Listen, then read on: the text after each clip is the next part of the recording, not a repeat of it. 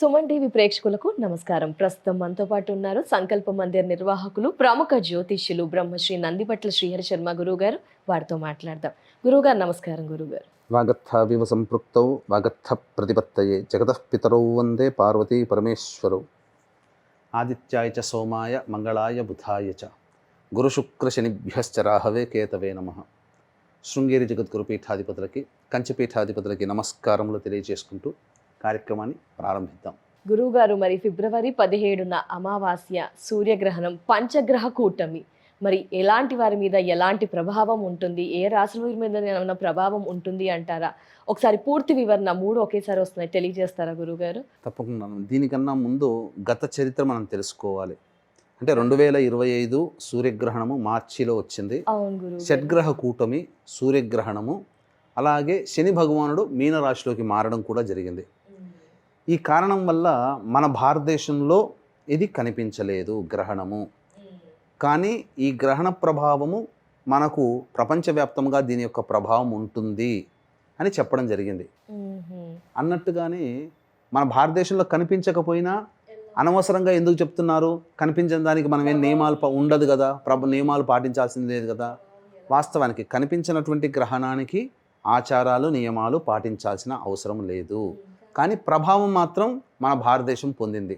పెహల్గాం దాడి ఏప్రిల్ 26వ తారీఖు రోజున మనము 29 మంది ప్రాణాలని, సామాన్య మానవుల్ని పొట్టన పెట్టుకున్నారు తీవ్రవాదులు.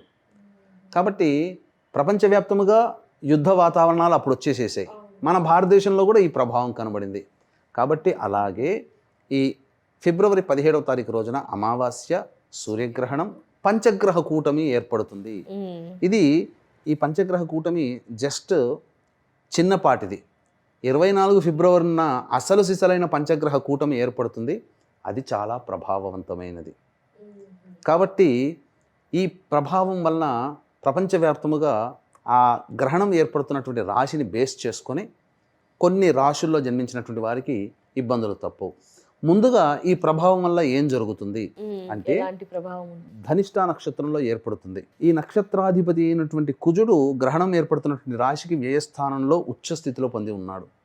కాబట్టి ఈ యొక్క గ్రహణ తదనంతరం అనేక దేశాలు యుద్ధానికి కాలు దువ్వుతాయి.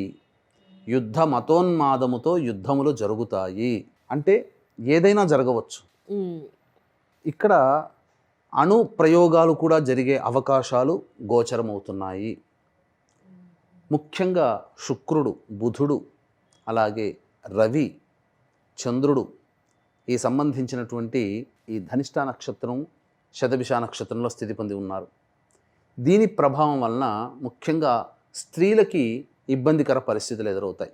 అందుకే ఈ మధ్య చూశారంటేనమ్మా, గత 15 రోజులుగా ఎక్కడ చూసినా స్త్రీలే సూసైడ్ చేసుకుంటున్నారు, తమ పిల్లల్ని పొట్టన పెట్టుకుంటున్నారు. మన అనేక దేశాలలో కూడా స్త్రీ పరంగా ఇబ్బంది అనేటువంటిది ఉంటుంది. ప్రముఖ వ్యక్తి అనగా పేరు పొందినటువంటి స్త్రీ మరణించే అవకాశం కూడా ఉంటుంది ఈ సంబంధించినటువంటి గ్రహణ ప్రభావం వలన. కాబట్టి వీక్షించేటువంటి సుమన్ టీవీ ప్రేక్షకులు ఒక్కటి గుర్తుపెట్టుకోండి, ఈ యొక్క గ్రహణము మన భారతదేశంలో కనిపించదు. కనిపించినటువంటి గ్రహణానికి ఎటువంటి ఆచారాలు, నియమాలు పాటించాల్సినటువంటి పని లేదు. కానీ ప్రపంచవ్యాప్తముగా ఈ గ్రహణం ఏర్పడుతున్నటువంటి సందర్భంగా చక్కగా గుర్తుపెట్టుకోండి, కొన్ని రాశుల్లో జన్మించినటువంటి వారికి కొన్ని ఇబ్బందులు, విపత్తులు ఏర్పడతాయి. దైవానుగ్రహ ప్రభావంతో ఆ విపత్తుల నుంచి తప్పించుకునే ప్రయత్నం మనం చేసుకోవాలి. ఎందుకనంటే ఇక్కడ మన భారతదేశంలో కనిపిస్తేనే మనం దాన్ని కన్సిడర్ చేస్తామంటే, ప్రపంచానికి ఒక్కొక్క దేశానికి ఒక్కొక్క సూర్యుడు, ఒక్కొక్క చంద్రుడు ఉండడు కదా.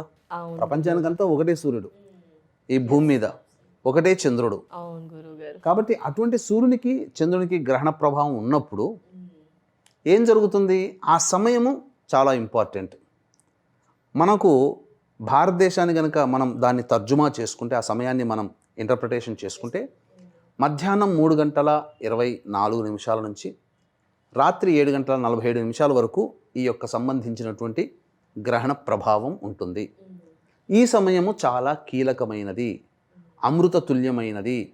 ఒకసారి శ్రీరామ అంటే 100 సార్లు శ్రీరామ అన్నంత ఫలితం ఈ సమయంలో ఏర్పడుతుంది. అందుకే ఈ సమయం ఇంపార్టెంట్. అమావాస్య కాబట్టి వీక్షించేటువంటి ప్రేక్షకులు ఆ రోజున మీ పితృదేవతల్ని ఉద్దేశించి పిండ ప్రదానం, తర్పణాది కార్యక్రమాలు చేసుకోవచ్చు. చక్కగా మంచిదే. అమావాస్య, మాఘ అమావాస్య చాలా విశేషం. ఇక ఏ ఏ రాశుల వారికి ఈ గ్రహణ ప్రభావం ఏర్పడుతుంది, ఏ ఏ నియమాలు పాటించాలి అనేది వివరంగా తెలుసుకుందాం.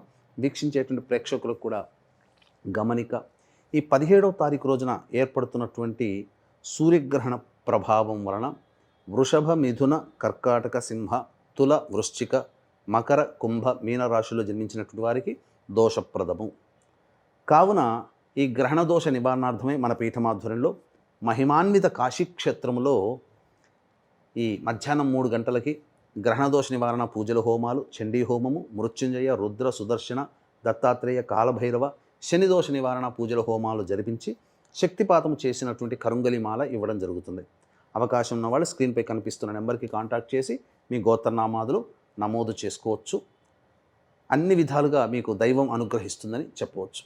ఇక ఇందులో కుంభరాశిలో ఏర్పడుతున్నటువంటి కారణం చేత మేషరాశి వారికి, కన్యారాశి వారికి, ధనుస్సు రాశి వారికి గ్రహణ దోషము లేదు. మిగిలినటువంటి వృషభ, మిథున, కర్కాటక, సింహ, తుల, వృశ్చిక, మకర, కుంభ, మీన రాశిలో జన్మించినటువంటి వారికి ఈ ప్రభావం ఉంది. కావున ఈ సమయంలో చక్కగా మామూలుగా కాళ్ళు, చేతులు, మొహం కడుక్కొని 3 సార్లు గాయత్రి మంత్రం చెబుతూ నోరు పుక్కిలించి ఈ రోజున ఆ 3 గంటల 24 నిమిషాల నుంచి సాయంత్రం 7 గంటల 47 నిమిషాల మధ్యకాలంలో ప్రపంచ శాంతి కలగాలి. అలాగే ఈ గ్రహణ సమయం చాలా గొప్పది కాబట్టి మీ ఇష్టదైవమైనటువంటిది ఏదైనా సహస్రనామం, లలిత, విష్ణు, శివ, దుర్గా, గౌరీ సహస్రనామం కానీ, ఏదైనా లక్ష్మీ సహస్రనామం కానీ, ఆంజనేయుడు ఇష్టమైతే ఆంజనేయ సహస్రనామం, ఇలా పారాయణం చేయండి. చేసిన తర్వాత ఇంకా సమయం ఉంటుంది. వీలైనన్ని సార్లు ఈ లోకక్షేమం కోసం అందరూ బాగుండాలి, మన ప్రాంతానికి ఈ విపత్తు రాకూడదు, ముఖ్యంగా మన భారతదేశానికి. ఎందుకంటే గ్రహణం లేకపోయినప్పటికీ మన భారతదేశం విక్టిమ్ అయింది. ఎంత పకడ్బందీగా ఉన్నా మన వాళ్ళని దుర్మార్గులు పొట్టన పెట్టుకున్నారు. అవును గురువుగారు, ఇది రాకూడదు. చాలా మంది ఏం చేయలేకపోతున్నారు ఫీల్ అవుతారు. ఇప్పుడు మీరు చెప్పిన దాన్ని బాగా కాబట్టి మన భారతదేశానికి మనవంతు కర్తవ్యంగా మన కోసం ఆ గ్రహణ సమయంలో గురువు గారు ఉపదేశం ఇచ్చిన మంత్రాన్ని పారాయణం చేయాలి. కాలభైరవ అష్టకం, దత్తాత్రేయ అష్టకం వీలైనన్ని సార్లు పఠిస్తే మన దేశానికి, మన రాష్ట్రానికి ఈ విపత్తు అనేటువంటిది ఉండదు. ముఖ్యంగా ఏం జరుగుతుందంటేనమ్మా, ఈ రాశుల్లో జన్మించినటువంటి వారికి ఏదో హర్రర్ మూవీ లాగా భయపడాల్సిన పని లేదమ్మా. నష్టం అంటే చిన్న దెబ్బ బదులు కొద్దిగా పెద్ద దెబ్బ తగులుతుంది. 100 రూపాయలు నష్టపోయే బదులు 1000 రూపాయలు నష్టపోతుంటారు. సమస్యలు ఏదో చిన్న మాటతో సమస్య పోయేది పెద్ద గొడవ దాకా అవుతుంది. ఈ గ్రహణ ప్రభావం వల్ల గ్రహణం అయిన తర్వాత 3 నెలల వరకు, 108 రోజుల వరకు ఇలాంటివి తరచూ జరుగుతుంటాయి, నష్టములు జరుగుతుంటుంటాయి.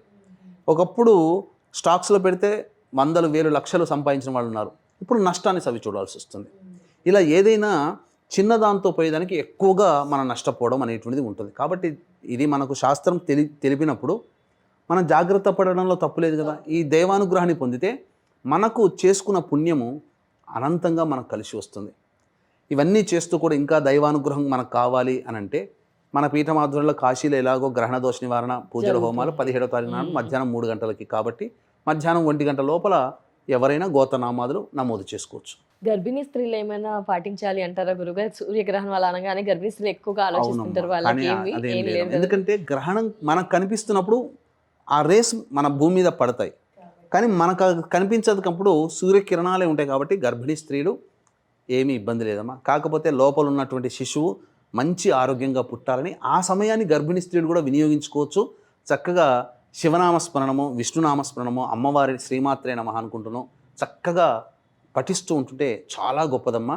ఆ శిశువు కూడా, గర్భిణీ స్త్రీలలో ఆ శిశువు కూడా ఈ ప్రభావం వల్ల, దైవానుగ్రహ ప్రభావం చేత మంచి శుభ గ్రహ సంపన్నముగా ఉన్న సందర్భంలో డెలివరీ అవుతుంది. తప్పకుండా గురు. ధన్యవాదాలు గురువు గారు. నమస్కారం. సర్వం శ్రీ ఉమామహేశ్వర పరబ్రహ్మార్పణమస్తు.